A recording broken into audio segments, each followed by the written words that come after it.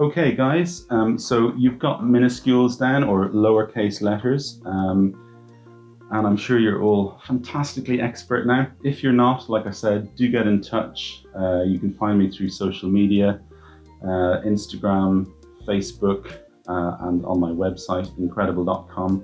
Just get in touch, send me a DM or a message, and let me know what's tripping you up or what you're finding challenging, and I'll get back to you ASAP. So, just before we start the majuscules, I wanted to let you know a little bit about what's happening at the very back of your digital download.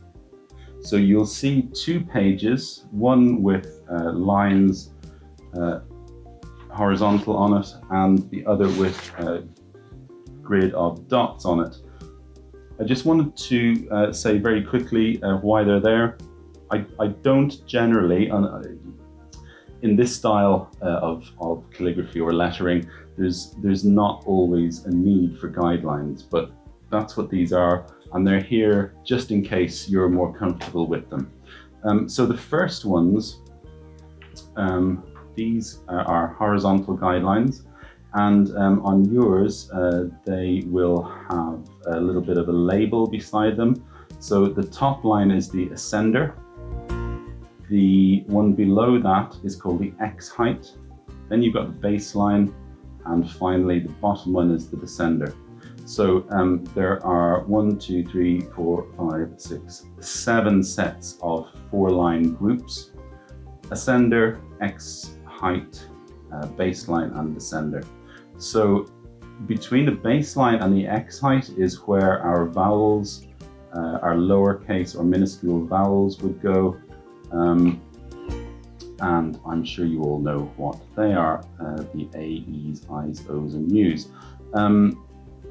That's the sort of the broad definition of the X height. It's where a standard minuscule vowel would fit. So going from the baseline up to the ascender, back to the baseline, and then in the X height, that would be for things like H and the majuscule letters, which we're going to get onto in a sec. Also letters such as B, and I'm sure you know the rest. So the descender will be for things like the letter P, where we descend to that line, hit it, and then return to the X height and baseline. Letters such as Y, and so on. Okay, so all fairly self-explanatory. Now, if I were you, I wouldn't write directly on them. Once I've printed them out, all you need to do is get your plain paper, put it over your guideline, and there you've just got a faint line just to keep you honest, as it were. It just means that you have a little bit less to worry about in terms of regular strokes, consistency, that sort of thing. What I would say though is, and why I didn't introduce them to begin with immediately, what I would say is don't get too caught up in using guidelines straight away.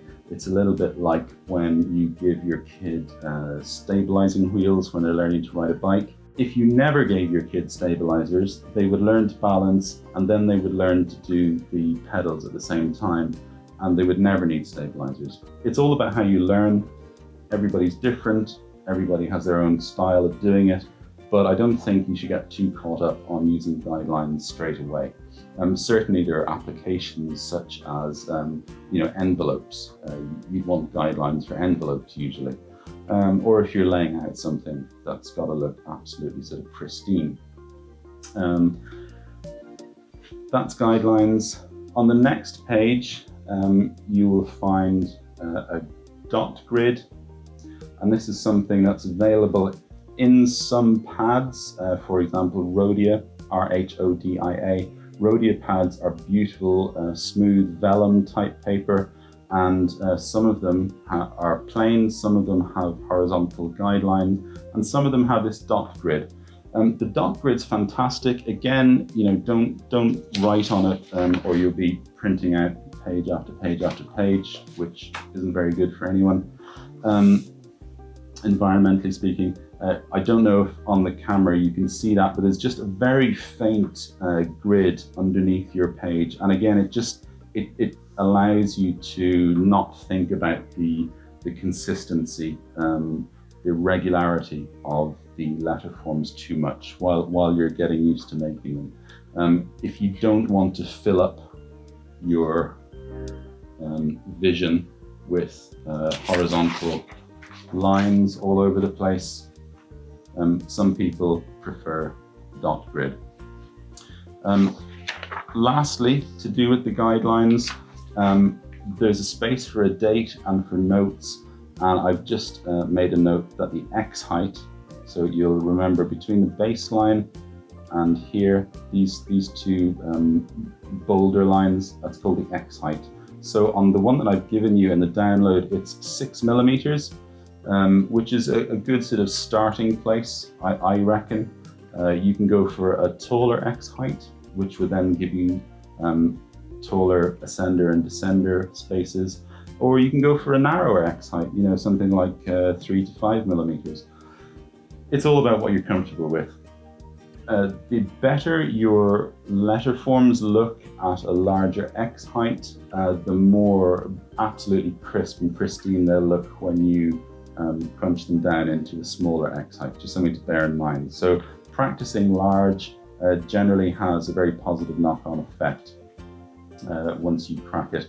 I would say date your work now and again. It's a really good sort of psychological boost when you look back on your work and see that, you know, a month ago it looked like this. It's a fantastic way to give yourself a boost. And we all need that now and again when we're practicing and getting good. So that's guidelines, very simply.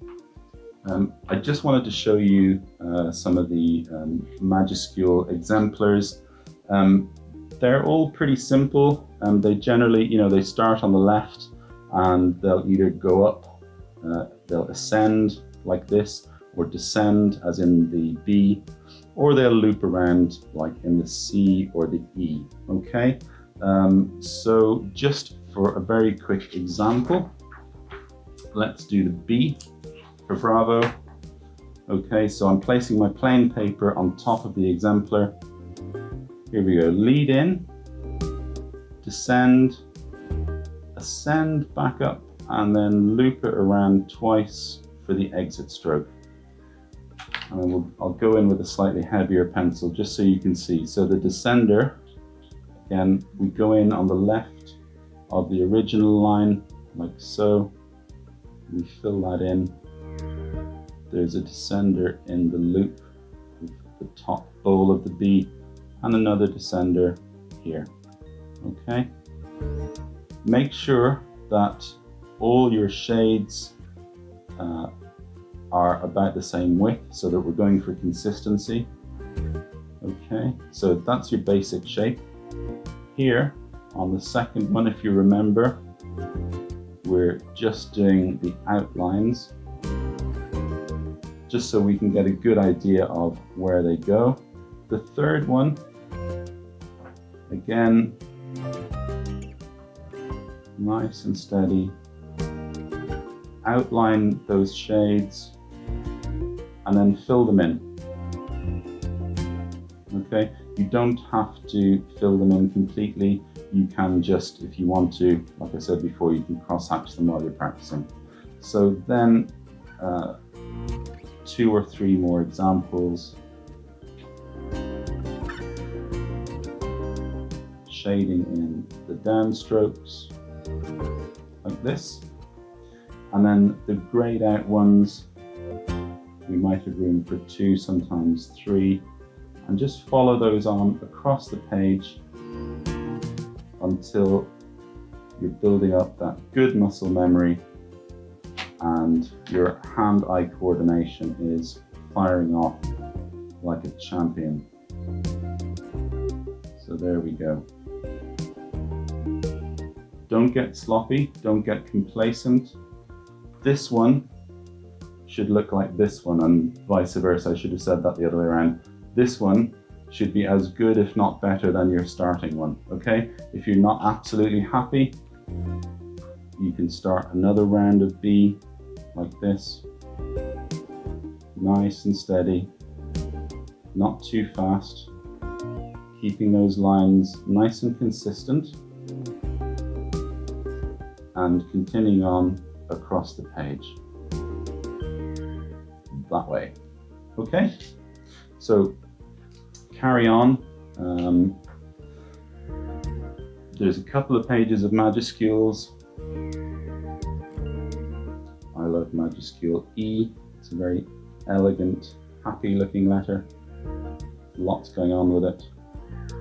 Lots of loops. And as I said before, there are lots of ovals. And if you're wondering if you're doing it right, just continue those ovals on and make sure that they're symmetrical and that there are no sharp pointy bits, okay? So our E shouldn't really look like this, okay? Sharp pointy bits, not okay. We want it to be nice and voluptuous and roundy, okay? Remembering those little teardrops and putting in the shades on the left. Sorry, I hope my head wasn't in the way there. Right, so majuscules, page 8, A to E. 9 is F to J. These M's and N's, M for Mike, N for November, they can be tricky. Slow down, have a look at what's happening with them. There's a lot of returns, so direction changes. Have a look at what's happening. This is how we construct them in a modern calligraphy style. Make sure that you know when you're returning for your descenders. Put them in on the left. Just start working that muscle memory. Put in those shades, nice consistency. Shade them in on the third one. And then continue across like so, all the way across the page. If there's a letter, like I said, that you're finding particularly challenging, just keep doing it for a while, you know? Like I said, there's no mystery to it. Just keep practicing. And if there is a letter that you really don't like the look of, for example, you might not like the L that I've showed you how to do in the majuscule, go and look for another L that someone else is doing in a modern calligraphy style, and maybe alter that or use a bit of theirs and a bit of the one I showed you until you're happy and it's looking good. So down to page 12, we've got U to Z, and that's it for exemplars. You've reached your goal, in a sense, of getting through minuscule A to Z and majuscule A to Z, modern calligraphy style faux calligraphy or false calligraphy. Like I said, after a while, no one's going to be able to tell that it's false calligraphy. They'll think that you've done it with a proper nib. So get going with that. I'll come back when you're ready. Take a pause now, and we'll get on with, I think, page 13, which is where you take it yourself and run with your new skill and start putting letters into words and words into phrases and sentences. So I'll see you back here in a minute.